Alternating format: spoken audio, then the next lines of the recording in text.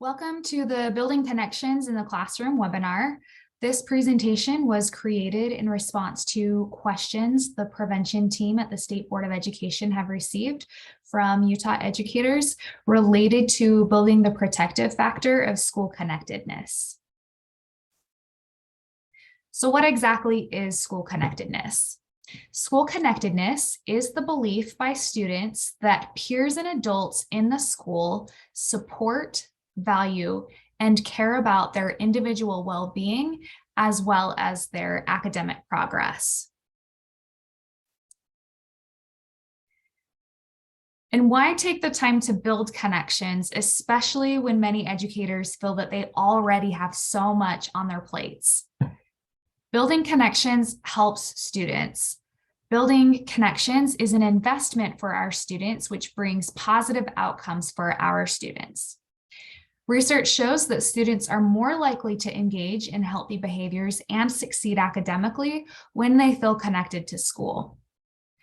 Students who feel connected to school are more likely to have higher grades, higher test scores, better attendance, and are more likely to graduate from high school. They are also less likely to engage in risky behaviors such as violence or substance use, and more likely to engage in positive health behaviors such as physical activity and healthy eating. They're also less likely to experience emotional distress and thoughts of suicide. In addition, building connections is considered an essential trauma-informed response. Many of the students that we work with have experienced or are experiencing adverse childhood experiences in some form. And we know from research that trauma or adverse childhood experiences can impact student behavior and student learning. We also know from research that positive childhood experiences can help mitigate the adverse effects or the potential adverse effects of adverse childhood experiences. And forming connections and building relationships is one way that we can provide students with positive childhood experiences. So now that we've discussed why school connectedness is important, how do we increase school connectedness? Or in other words, how do we increase students' beliefs that the adults and peers at their school care about their learning and care about them as an individual? These 4 factors listed on this slide have been shown to increase school connectedness: adult support, positive peer group, commitment to education, and school environment. So today we'll just focus on the first 2 factors, adult support and positive peer group.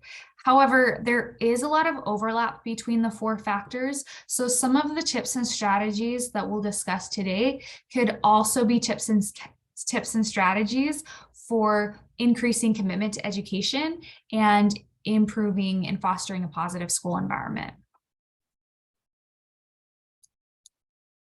So let's start with tips for enhancing adult support in the classroom. Adult support is demonstrated in the classroom when we intentionally dedicate our time, our interest, our attention, and emotional support to students. Students are more likely to engage in school and learning when they feel supported. One simple way that you can show your support and to begin to build trust with students is to introduce yourself. So share your interests, your hobbies, share what you love about your job or the content area that you teach. Share a little bit about what students can expect in your class, or perhaps share how your class is relevant to their lives and their future. You can also introduce yourself to both students and families at the start of the year or at the start of the semester through an email, a letter, or even a short video. Positive greetings at the door is another way to show adult support. So Not only does greeting students at the door help with connecting with students and building that positive teacher-student relationship, but research has shown that a positive greeting at the door can also reduce disruptive behavior, increase time on task, and reduce the time it takes for students to engage in the expected behavior. So the steps listed here on this slide are steps that have been researched and shown to have the impacts that I just mentioned. So one is the first step is to stand just inside or just outside the door to the classroom. Second, to greet each student by name. Third is to have a short positive interaction with the student. So for example, you might ask the student about an activity that you know that they are involved in, or perhaps you ask them how their morning is going or to share a highlight from their weekend. Fourth is to direct the student to the first activity that you would like them to participate in. So maybe it's as simple as asking them to go sit at their desk. Maybe it's asking them to sit at their desk, pull out their journal, and respond to a prompt that you have on the board. Perhaps you have another assignment on the board that you're directing them to do for that fourth step. Establish, Maintain, Restore is a research-based system for building healthy student-teacher relationships, which has been researched within schools, and it's been found to be effective in building that healthy student-teacher relationship. So the first step to consider is establish. We can establish relationships with students by banking time with them. So perhaps you might decide that it's beneficial to spend time talking for a few minutes with each student about their interests, needed educational supports, educational goals and barriers through a one-to-one meeting. Maybe it's at your desk while the other students are working at their desks on their own projects, or maybe it's a quiet work group project that they're working on while you pull students to your aside to your desk for a brief one-on-one meeting. Other ways to establish positive relationship with students include positive greetings at the door, as we have previously discussed, or using icebreaker questions. Also, use positive communication techniques such as open-ended questions and reflective listening, validation statements, expressions of enthusiasm or interest, and compliments. You could also establish that relationship by encouraging student-led activities such as student-led discussion, student-led parent-teacher conference, or small group activities. Once the relationship has been established, it is important to do what we can to maintain that relationship. So one way to do that is to take note of your positive and negative interactions with students and aim for a ratio of 5 positive interactions for every 1 negative interaction. Regularly check in with your students to see how they're doing, ask to find out what support they need, and also remember to acknowledge good behavior. We're all human, we all make mistakes, and sometimes the students that we work with are going to challenge us. We might have a bad day, but no matter how challenging a day that we've had with a particular student, let's give our students a chance to start each day with a clean slate. Educators make mistakes too, so we can take responsibility for our actions. We can apologize when needed, and we can reflect on and consider what we can do to prevent any problems in the future. Show empathy, and when there's an issue, recognize that students may have a different perspective on what happened and acknowledge that.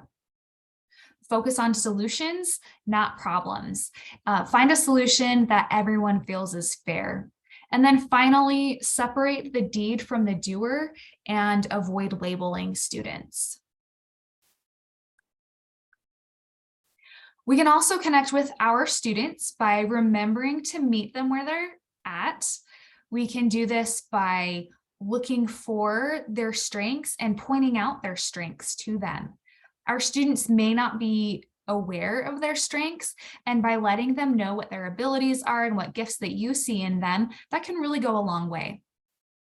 Also, avoid judgment and remember the inherent and absolute worth of our students, especially when we are experiencing challenges with our students. It's helpful to have that mindset of, okay, I'm just going to try to avoid judgment. I'm going to remember their worth as a human being.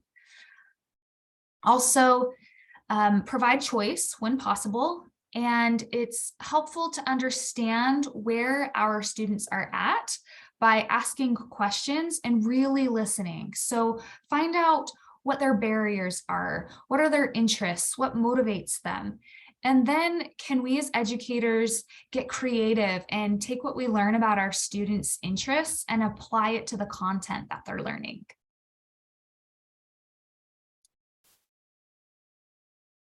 Let's take some time to pause and consider how we might connect with the student described here. So Jay is a quiet sophomore who is not involved in any extracurricular activities at school.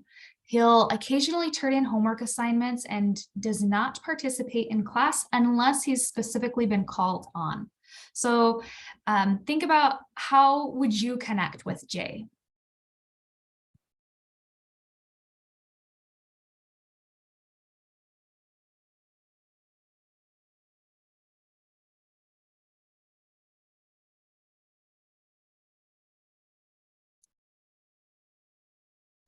Now that we have discussed tips for enhancing adult support in the classroom, and we've considered how we might connect with students who might be a little more difficult to connect with, let's discuss tips for promoting positive peer group connections for students in the classroom. Or in other words, how do we foster positive relationships between students? We can foster positive relationships between students by providing opportunities for students to find positive peer groups they can identify with. Students with friends are more likely to feel connected to their school, and students who are more connected to their school are more likely to have positive education and health outcomes. Some students may not have the skills for creating and maintaining friendships yet, so take the opportunity to teach students social skills such as communication, relationship building, and conflict resolution skills. We could even incorporate these skills into curriculum that's already being taught. So for example, if the class is reading a novel or discussing history or current events, is there an opportunity to call out the skills or even missing skills of the character or the individual you're discussing, and use that as an opportunity to teach these social skills? Are there opportunities in the class where students can actually practice using these skills?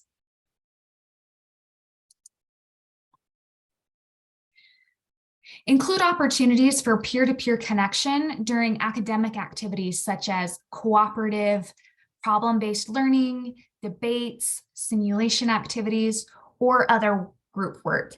And remember that prior to engaging in group activities, that it is important to create a respectful and kind space for students. So it might be wise to begin with reminding students of the classroom norms and expectations. And you could consider inviting students to participate in deciding what the classroom norms should be, since student participation in the process will help create buy-in into the classroom norms.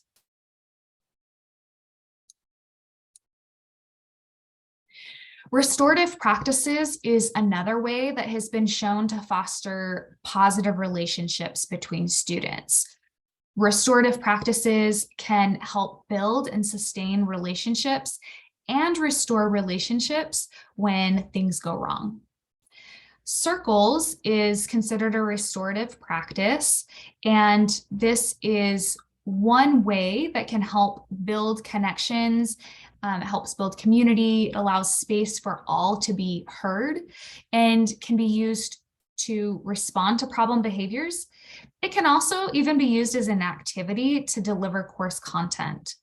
If you're not really familiar with restorative practices or circles, or would like additional training and information, the staff at the State Board of Education does provide training on how to most effectively implement restorative practices and circles. And we do recommend you going through that training before implementing circles, for example. So if you'd like to receive training, please submit a request through the Student Services Training Request Portal, also known as the submitting a TRP. You can also email prevention@schools.utah.gov, and we can connect you with the training request portal.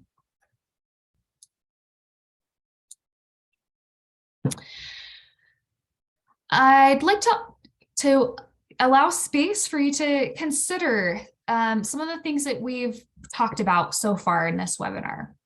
Consider what activities or practices that you'd like to implement to promote positive relationships between students. So I'll give you a moment to consider and reflect on that.